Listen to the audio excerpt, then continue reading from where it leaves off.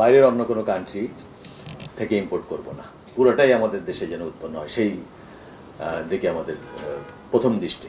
আমাকে বাইরের মার্কেটে যদি যেতে হয় তাহলে সেই জায়গাটা করার জন্য আমি যদি নিজের সক্ষমতা তৈরি না করি এবং সেই সক্ষমতা তৈরি যদি না করি এবং সেই সক্ষমতা তৈরি করার প্রতি যদি আমার কোনো তাগিদ তৈরি না হয় তাহলে বাইরের মার্কেটে যাব না কেউ। যখন আমি দেখছি যে ডোমেস্টিক মার্কেটেই আমার যে মার্কেট সাইজটা আছে, ডোমেস্টিক মার্কেটে আমার যে মার্কেটটা আছে এবং সেটাকে আমি ক্যাটার করি, আমি যথেষ্ট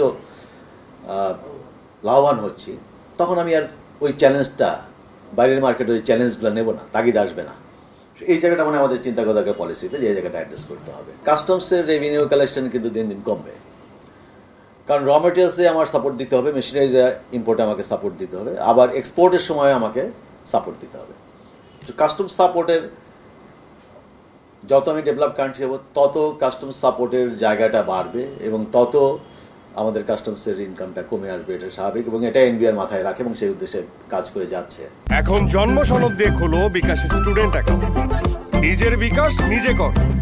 আমাদের যে এখনো যে প্রোডাক্টগুলো আমরা করি তার র ম্যাটেরিয়ালস শুধু নয়, ইন্টারমিডিয়েট প্রোডাক্ট আমাদের ইম্পোর্ট করতে হয়, ব্যাকওয়ার্ড লিঙ্কেজের জায়গাটা তৈরি হয়নি, এই জায়গাটাকে আমাদের অ্যাড্রেস করা দরকার।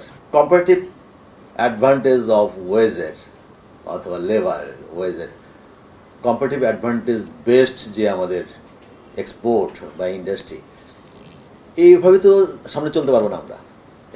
এভাবে তো মিডল ইনকাম কান্ট্রি হওয়া যাবে না।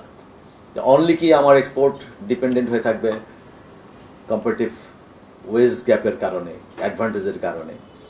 আমাকে তো হাই ভ্যালুয়েটেড, মোর হাইটেক প্রোডাক্টে যেতে হবে।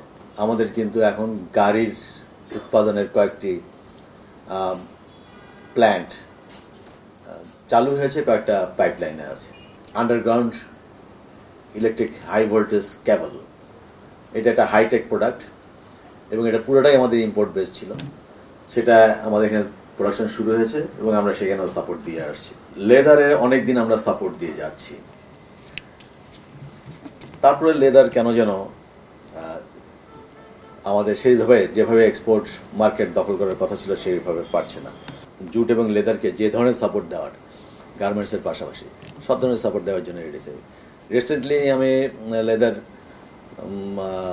এক্সপোর্টার অ্যাসোসিয়েশনের সাথে বসেছিলাম একটু ক্লোজ ডোর মিটিংয়ে এবং আমরা সেখানে আমি নিজে বলেছি যে একটা ছোট টিম করে দেবো, খুঁজে বের করা কী সাপোর্ট লাগবে, কোথায় লাগবে, কী ধরনের সাপোর্ট লাগবে, সাপোর্ট দেবো আমরা যেন লেদার উঠে আসতে পারে। এই পণ্য উৎপাদনের জন্য কী লাগবে? আমার র ম্যাটেরিয়াল কোথা থেকে আসবে? বাইরে থেকে আসবে। আর একটা কী লাগবে? আরেকটা লাগবে ফুয়েল। সে ফুয়েলটা কোথা থেকে আসবে? বাইরে থেকে আসবে। ইম্পোর্ট বেসড এই মূল যে দুইটা কম্পোনেন্ট, অর্থাৎ র ম্যাটেরিয়াল এবং ফুয়েল, দুটাই আমার ইম্পোর্ট বেসড।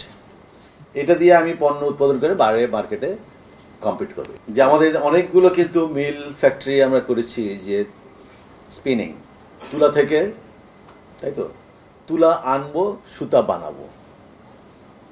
এই তুলা এনে সুতা বানানো, এটা কিন্তু বেশি দিন আমরা কন্টিনিউ করতে পারবো না, যেহেতু আমার তুলা উৎপাদন হয় না।